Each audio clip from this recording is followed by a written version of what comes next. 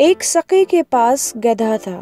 سارا دن اس گدھے پر پانی کی بھاری بھاری مشکیں لاد کر ضرورت مندوں کو پانی پہنچاتا۔ برسوں بوجھ ڈھوتے ڈھوتے گدھے کی حالت ابتر ہو گئی۔ کھانے کو کچھ نہ ملتا اور کام 24 گھنٹے میں سے 20 گھنٹے کا۔ پیٹھ زخموں سے بھری ہوئی اور جا بجا لوہے کی سلاخ سے سرین پر گھاؤ کے گہرے نشان الگ۔ بیچارہ ہر وقت اپنی موت کو یاد کرتا، لیکن موت کہاں سے آتی۔ ایک دن اس گدھے کو شاہی استبل کے داروغہ نے دیکھا تو اس کی حالت پر بڑا رحم آیا۔ سقے سے کہا کہ تمہارا گدھا جاں بلب ہو رہا ہے، اسے کچھ دن آرام کرنے دو اور پیٹ بھر کر کھانے کو دیا کرو۔ سقے نے ہاتھ باندھ کر کہا، مائی باپ، گدھے کو کہاں سے کھانے کے لیے دوں؟ خود میری روٹیوں کے لالے پڑے ہیں۔ دن رات محنت کرنے کے باوجود بال بچوں کو 2 وقت پیٹ بھر روٹی نصیب نہیں ہوتی۔ یہ سن کر داروغہ کو ترس آیا اور کہنے لگا، میاں بہشتی، تم چند روز کے لیے اپنے گدھے کو میرے حوالے کر دو، میں اسے شاہی استبل میں رکھوں گا۔ وہ ترو تازہ گھاس، چنے اور جو کا دانہ کھا کھا کر دنوں میں پھول کر موٹا تازہ ہو جائے گا۔ سقے نے داروغہ کو بہت دعائیں دیں اور اپنا مریل گدھا اس کے سپرد کر دیا۔ داروغہ نے اسے لے جا کر شاہی استبل میں باندھ دیا۔ وہاں جا کر گدھے کی آنکھیں پھٹی کی پھٹی رہ گئیں۔ ہر طرف ترکی اور عربی گھوڑے نہایت قیمتی ساز و سامان کے ساتھ اپنے اپنے تھان پر بندھے ہوئے تھے۔ ہر گھوڑے کا بدن خوب فربا تھا اور اس کی کھال آئینے کی طرح چمک رہی تھی۔ 4 آدمی ایک ایک گھوڑے کی خدمت میں لگے ہوئے تھے۔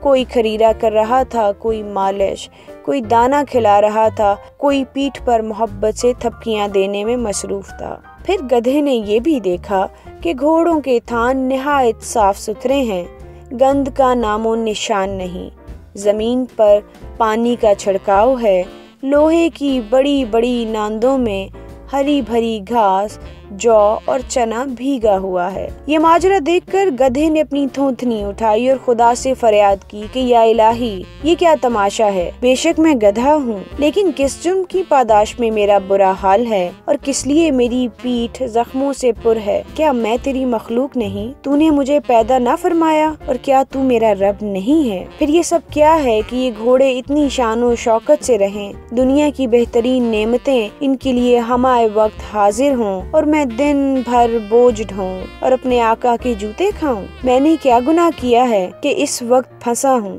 ابھی گدھے کی یہ فریاد ہوئی تھی کہ استبل میں ہلچل مچ گئی۔ گھوڑوں کے نگہبان اور خدمت کار دوڑے دوڑے آئے اور ان پر زینے کسی اور ٹھیک ٹھاک کر کے باہر لے گئے۔ اتنے میں طبلِ جنگ بجنے کی آواز سنائی دی۔ معلوم ہوا کہ گھوڑوں کو ان کے فوجی سوار میدان میں لے گئے ہیں۔ شام کے وقت گھوڑے میدان جنگ سے اس عالم میں واپس آئے کہ ان کے جسم زخموں سے چور اور لہو میں رنگین تھے۔ بعض گھوڑوں کے بدن تیروں سے چھلنی ہو رہے تھے اور تیر ابھی تک ان کے جسموں میں گڑے تھے۔ اپنے تھان پر واپس آتے ہی تمام گھوڑے لمبے لمبے لیٹ گئے اور ان کے پاؤں رسوں سے باندھ کر نال بند قطاروں میں کھڑے ہو گئے۔ پھر گھوڑوں کے بدنوں میں پیوست تیر کھینچ کھینچ کر نکالے جانے لگے۔ جو ہی کوئی تیر باہر آتا، گھوڑے کے بدن سے خون کا فوارہ بلند ہوتا۔ جب گدھے نے یہ تماشا دیکھا تو مارے ہیبت کے روح کھچ کر حلق میں آ گئی۔ بدن کا ایک ایک رونگٹا کانپنے لگا۔ خدا سے عرض کی کہ باری تعالیٰ مجھے معاف کر دے،